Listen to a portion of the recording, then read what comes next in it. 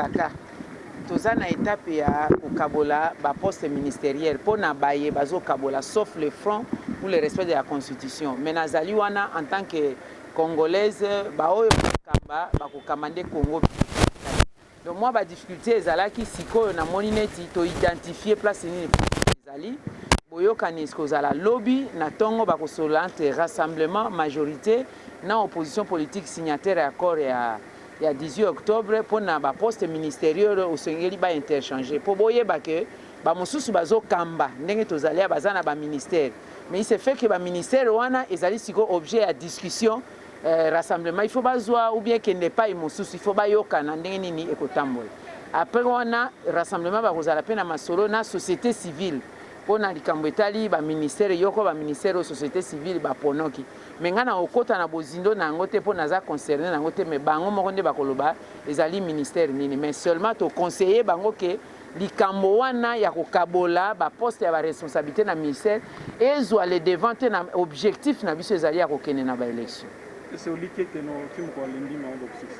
bon ce qui ezo dépendre kaka na front nde toza kutu to beta masolo wana ya kokabola pouvoir te tolingaka to tika pouvoir kabiliste et continuer na programme na bango tito ok na ba élection bon on n'y peut rien to kozongela lisusu wana te donc il faut que tout na nde rassemblement que tout na majorité que tout na société civile na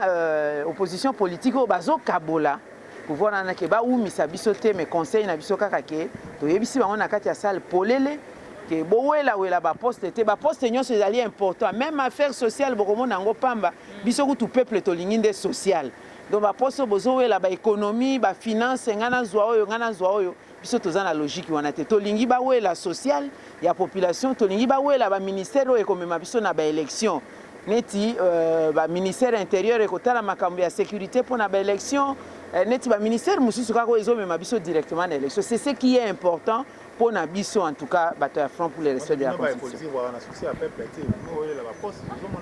Bon, na lingi pepe plaza la na habitude na média koyebaka ko sala ka sangisa te. Boyebi position ya front pour le respect de la constitution. Ezate po toza mayele te ou bien po to kokite te. Yangona to boyi ko participer na gouvernement mais ezali que pour na ko faciliter makambo to se retarder na ko partager ka pouvoir te le plus important to que na ba élection on a des vrais pouvoirs population ma pesa biso pouvoir parmi ba élus ba oyo ba kosala ba coalition bazwa ba majorité ya ba élection soki na niveau provincial soki na niveau national bo kambi en bonne et due forme ndenge mebeko esengi donc bo sangisa ka PR moko biso te bo encourager ka pe biso ke oyo tozo sala ezali sacrifice monene pona na mboka na biso.